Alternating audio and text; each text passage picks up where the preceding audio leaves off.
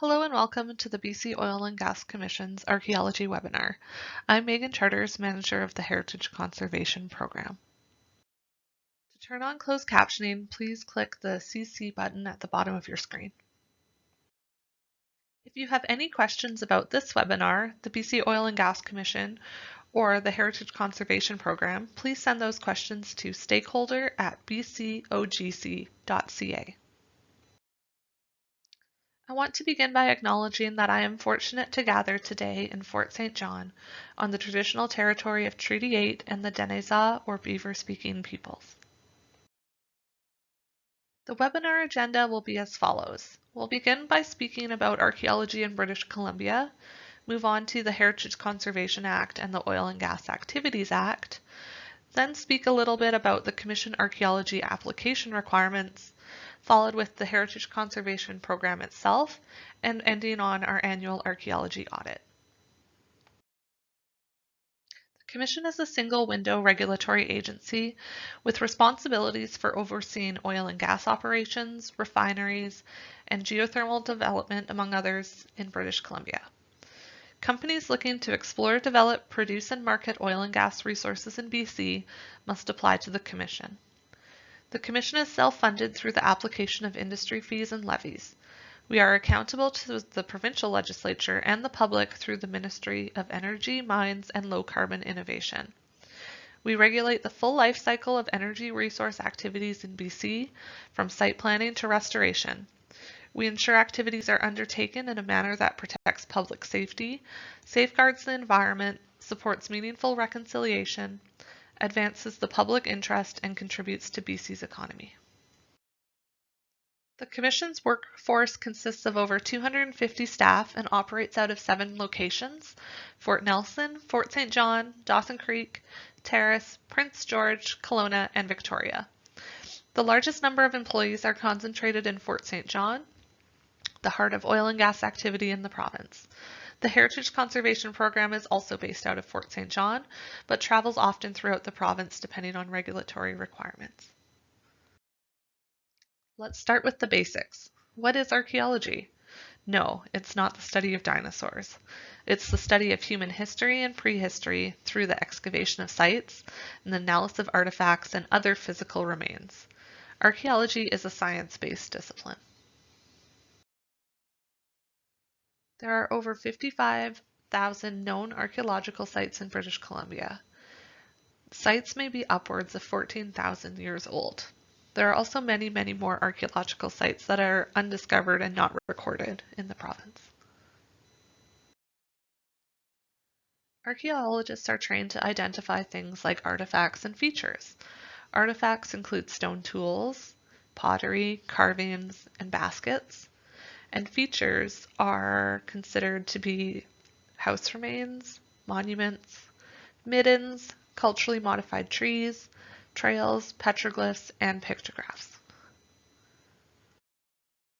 Let's delve deeper into the types of archaeology sites. Campsites are most common. They may contain evidence of a fire pit, stone tool making, and camping activities. Villages are often larger. They may contain evidence of pit houses, plank houses, large gathering areas, and middens. Middens are actually a refuse area and will contain animal bone, shellfish remains, and botanical materials. The most common archaeology site is a culturally modified tree, or CMT. This is a tree that has been cut into or scarred by a person.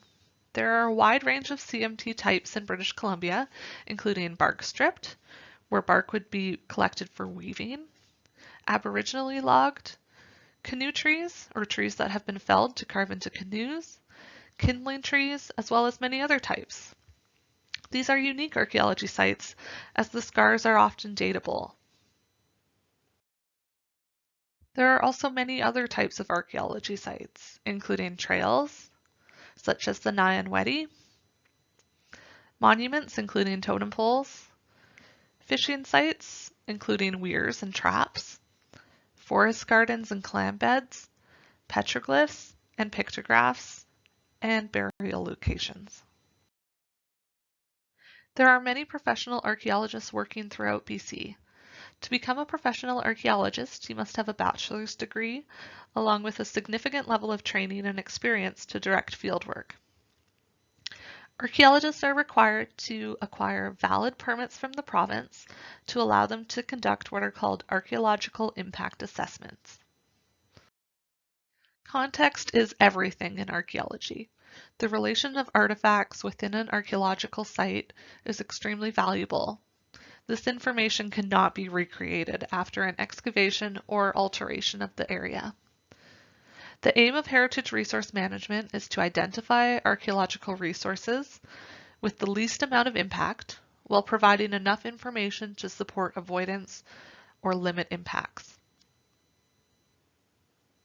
Here to the right, we see examples of the stone tools that were recovered from Charlie Lake Cave or Sequoia, as well as points from Pink Mountain. Just to touch a little bit about archaeology in Northeast BC, not only are the sites highly susceptible to impacts during construction because they are relatively shallow, there are over 7,000 identified archaeology sites in the Northeast. Of that 7,000, almost 96% of the sites are comprised exclusively of lithic or stone material. And here we see an example of an excavation to facilitate a site alteration permit. The archaeologist has placed evaluative units in order to gain a better understanding of what was happening at the site. And this is a particularly good example of the shallow deposits that we see here in the Northeast. I would be remiss to talk about the Northeast in terms of archaeology and not speak about Sequoia, which is also known as Charlie Lake Cave. It is a National Historic Site and it's located north of Fort St. John. There is archaeological evidence of human occupation up to 10,500 years ago, and it is an extremely significant site. So now that we have a better idea about the types of archaeology sites in the province, and have touched a little bit about the difference of the sites in Northeast BC, let's move on to talk about the legislation that protects archaeology sites in the province. This legislation is called the Heritage Conservation Act. The purpose of the Act is to encourage and facilitate the protection and conservation of heritage property. The Act also goes on to define penalties associated with contraventions. The Heritage Conservation Act and protection of archaeological resources applies regardless of the level of disturbance, as well as the land type.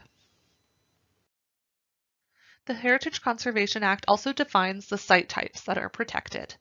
These include provincially assigned or regulation-defined heritage sites or objects, burial places and any objects associated, rock paintings, which we also call pictographs, and then rock carvings, which are also called petroglyphs.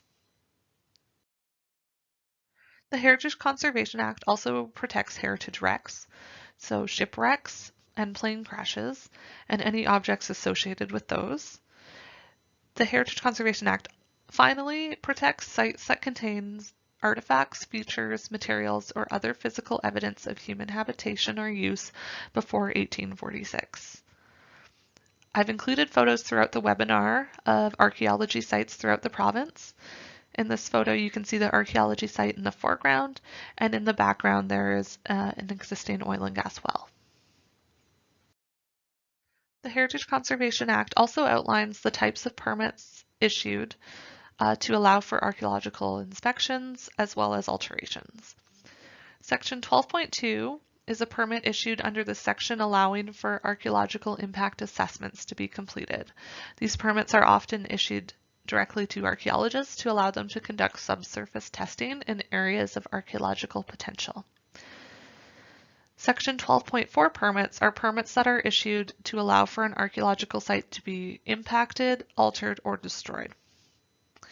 In this photo here, we can see a pipeline right-of-way and the archaeology site directly in the middle, and that site has been fenced off with snow fencing to prevent any unwanted impacts during construction. The Oil and Gas Activities Act includes the specified enactment allowing the Commission to issue Section 12.4 site alteration permits under the Heritage Conservation Act in lieu of the Archaeology branch of the Ministry of Forests. Section 12.4 site alteration permit applications are adjudicated by the BC Oil and Gas Commission. Those permit applications are distributed and consultation with First Nations is completed on these permit applications. The Section 12.4 specified enactment applies throughout the province, but does exclude Canada Energy Regulator projects. In this photo, you can see not only is it a quad trail, but it is also a protected heritage trail located north of Vanderhoof.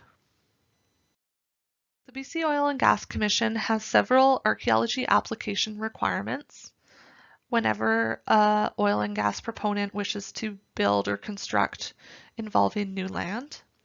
So applications with new land requirements trigger an archaeology review. The Archaeological Information Form is a document that's completed by a professional archaeologist holding a valid permit. They are in good standing with the province and meet a number of professional requirements in order to make this determination. These professional archaeologists will recommend if further archaeological assessment is necessary for the project or if no further work is required at this time. In this photo, we can see a pipeline right-of-way, and just to the left in the foreground is an archaeology site that's been flagged for avoidance. So flagging has been placed in the trees that say that the site is a no-work zone.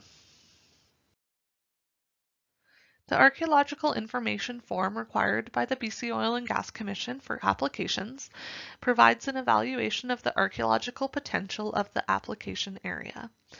The archaeologist indicates if there are any known archaeology sites within 200 meters of the proposed development. Sources are also listed that are used to inform the potential assessment. Here we're just looking in to a typical archaeology site in Northeast BC. In completing the application requirements to the BC Oil and Gas Commission, professional archaeologists may recommend several types of assessments. These include an archaeological impact assessment, where fieldwork consisting of subsurface testing and survey is completed, preliminary field reconnaissance, where survey only is conducted, and then archaeological overview assessments, which are conducted via desktop. In this example, you can see a pipeline right-of-way. This terrain is typical of where CMTs are often identified, or culturally modified trees. What is the role of the Heritage Conservation Program at the BC Oil and Gas Commission? The Heritage Conservation Program is accountable for several components, including the review of archaeology documents associated with oil and gas applications. The Heritage Conservation Program also makes decisions on site alteration permit applications. We provide subject matter expertise whenever and wherever is required throughout the Commission. In this photo, you can see a farmer's field, and everything that you can see in this photo is a protected archaeology site. The Heritage Conservation Program is also responsible for monitoring and reviewing fieldwork completed by archaeologists working in Northeast BC. We also conduct field inspections for a whole variety of reasons, including concerns, education, site mitigation, and then compliance activities. In this photo, we can see a high-grade road, and to the left up on the hill there is a protected archaeology site. The Heritage Conservation Program is unique in that we have an annual archaeology audit program. This audit is conducted on oil and gas permit holders to evaluate the effectiveness of their archaeology management systems. The audits are conducted by Heritage Conservation Program staff and are also attended by oil and gas permit holders and as appropriate their contractors. Auditees are selected based on risk. Those permit holders who conduct construction activities in close proximity to sites are more likely to be selected for the audit than those who are located a fair distance away. The archaeology audit program consists of interviews with permit holders and contractors, a field visit, and finally a document review. Here we can see again snow fencing has been placed to ensure the site has been avoided. The site was selected for an audit, and there was no impact to the site, and all documents and interviews were consistent with the application information. Permit holders will receive individual reports containing recognition of any best practices, as well as recommendations for improvement formed during the audit process. A general report is published with cumulative findings and recommendations based on observed deficiencies and positive practices. This general report can be found on the BC OGC website. In this photo, we are holding a scraper that has been recovered from an archaeology site. The archaeology audit program has two major objectives. The first one is to ensure that oil and gas permit holders have effective management systems and are able to meet legislative and regulatory obligations. In other words, they are following the professional archaeologist recommendations and implementing those into the construction phase as well as entire life cycle of the project. The second objective is to gather baseline data to help us establish best management practices for archaeology resource management within the oil and gas sector.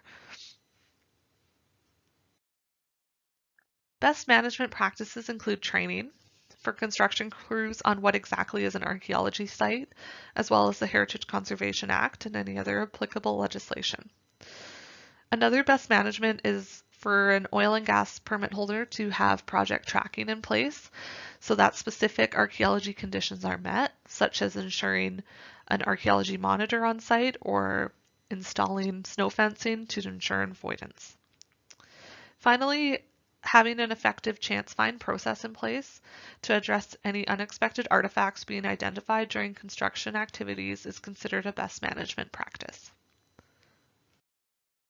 If you want to learn more about archaeology in British Columbia, there's several resources I've listed here below, including the BC Archaeology Branch, Parks Canada, the Royal BC Museum, and the UBC Museum of Anthropology. I'm now going to answer the questions that were submitted. Question number 1, how is an acceptable setback from a no-work zone established once an archaeological site is discovered? Acceptable setbacks and recommendations for mitigation are all recommended by the professional archaeologist. It's up to the professional archaeologist to determine the appropriate distance, taking into account things like the site type as well as the proposed activity in close proximity. How many test sites or subsurface tests are enough to determine there is no more risk of further archaeological finds? Professional archaeologists determine the number of subsurface tests to place based on the size of the area of archaeological potential, as well as the density of the predicted archaeology site. So if there's likelihood of more artifacts or less, they may place more or less subsurface tests in order to identify archaeological resources.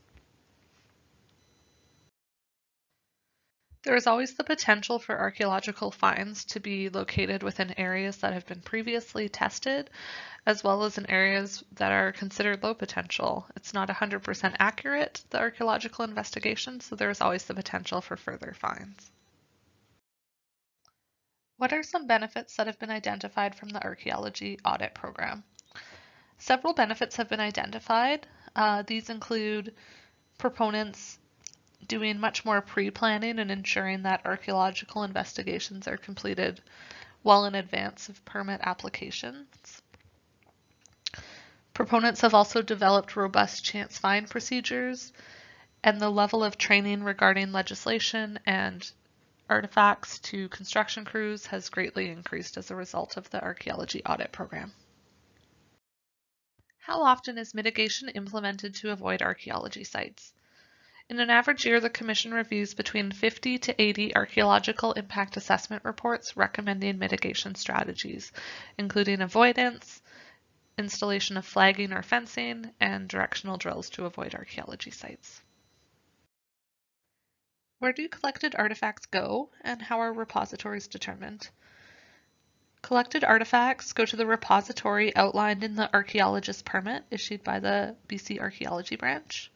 The BC Archaeology Branch is also responsible for determining and approving appropriate repositories throughout the province. Is an archaeological review and report to the Commission required for every new oil and gas land disturbance? An archaeological review is required for every new oil and gas permit application to the Commission. A report may or may not be required depending on the recommendation of the professional archaeologist. If the area is an area of low potential, the archaeologist may recommend that further work under a chance find procedure be sufficient. If an archaeological impact assessment is required, then a report is submitted upon completion of that assessment. I want to sincerely thank you for attending this webinar, and please, if you have any questions, direct them to stakeholder@bcogc.ca. Thank you.